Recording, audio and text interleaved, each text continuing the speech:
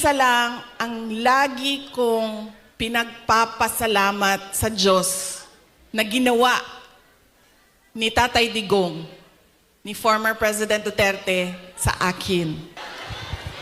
Isa lang. Paulit-ulit yan pag napapaisip ako sa tatay ko. Binigyan halaga niya at inulit-ulit niya sa akin ang kahalagahan ng edukasyon. Hindi niya ako tinigilan.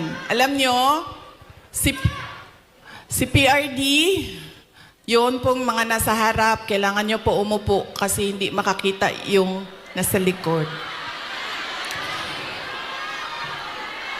Hindi siya tulad ng tatay ninyo na malambing, mapagmahal.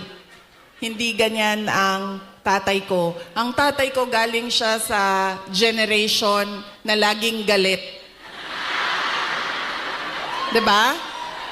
Sino yung may mga magulang na yung generation na laging galit?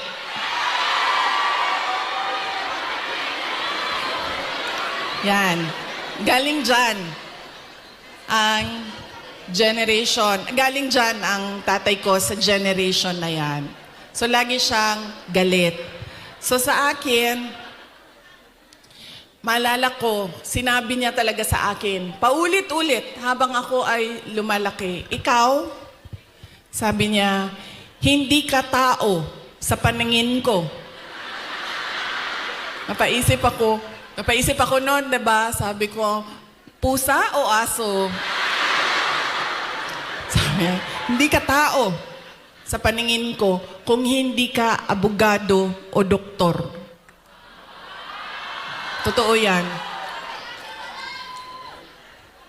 So, paulit-ulit niya yan na sinasabi sa akin. So, syempre, pag ikaw bata ka, diba? Papasok yan paulit-ulit dyan sa iyo. So, ako din, habang ako ay nag-aaral, nung ako ay lumalaki, nag-aaral ka, elementary, high school, napasok na sa isip ko. At 4 years old hindi ko alam, baka sa tiyan pa lang sinasabihan na ako ng tatay ko, ikaw, hindi ka tao. O hindi ka... Kasi 4 years old pa lang, sa yearbook ko ng kindergarten, nakalagay doon,